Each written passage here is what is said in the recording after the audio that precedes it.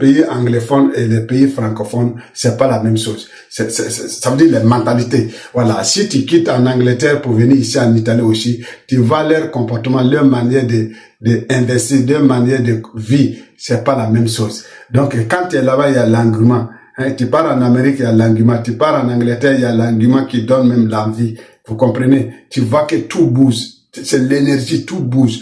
Vraiment. Donc, eux aussi, d'abord, ils ont des opportunités, ils donnent des opportunités pour pouvoir investir, pour pouvoir, le business. Yeah. Quand on dit business, tu sais, les Anglais connaissent, les Américains, les Anglais connaissent business. Voilà. Mais nous, des francophones, tu viens en Afrique, quand tu parles de business, quand tu dis business comme ça, il y a quelqu'un qui va commencer à fuir. Parce que quand il dit business, lui, c'est pas juste un marmaille.